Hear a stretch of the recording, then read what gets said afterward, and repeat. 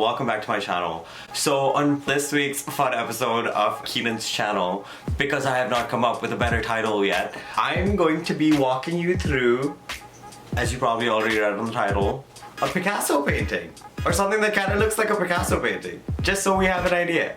I think, yes. So for this tutorial, you're gonna need some acrylic paints, which I got little tubes for because like I left all my acrylic paints in Dubai.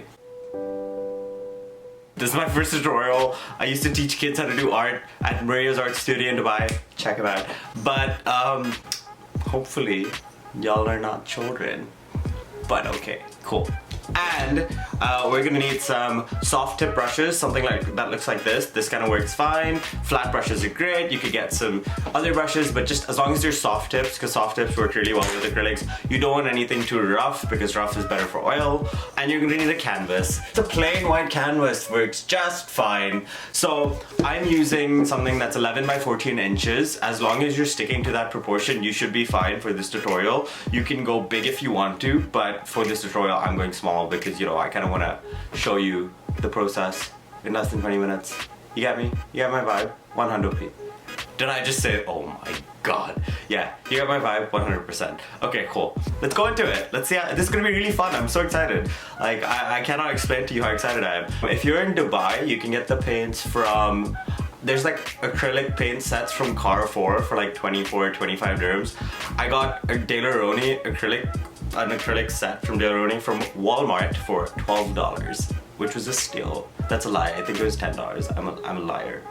Yeah, $12, $10, $10, $10. Yeah, so you can get them from Walmart. You can also, if you're in the US or anywhere else in the world, just get little tubes of acrylic paint. It's just for this one piece. Don't spend too much. And for brushes, you can just get like a set of like 4 or 5 brushes, or just use what you used to use for your school projects, or just steal some off your baby sister. I don't know. But after you have your materials, come back to this video and watch this. Hello from the other side, my beautiful peeps. So here we go. So the first thing that I did was I started gridding the canvas. There's a little reference image on the bottom right for you to see now.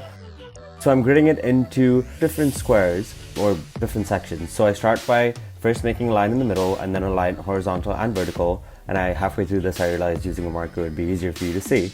But so you follow the grid lines. You also can label your grids. On the top I have A, B, C, D, and on the left I have 1, 2, 3, 4.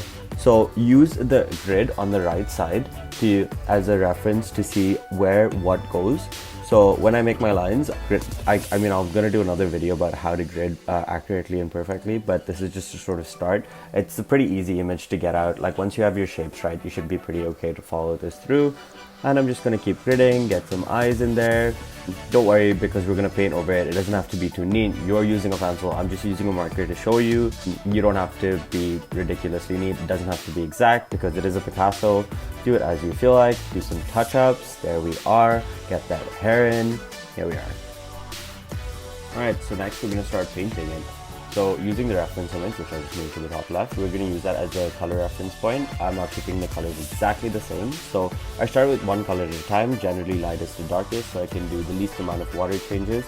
And yeah, I'm pretty much just following what I see in terms of colors. That's a blue on the top, that's a blue and white on the bottom.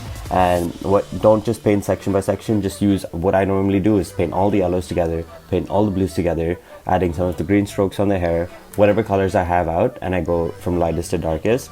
Because the palette that I got doesn't have all the colors that I wanted, I decided to just wing it and make some of my own. And I was just like, you know what, here we are, let's go, we'll be good.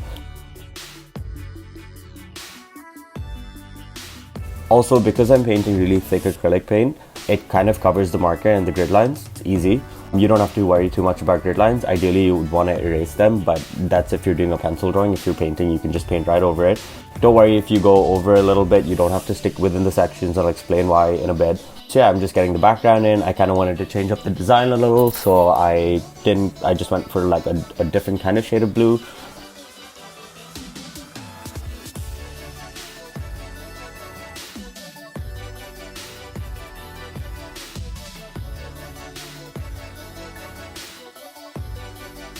So here we take the thinnest brush that you have, or a nice flat brush with some black paint, and you start outlining.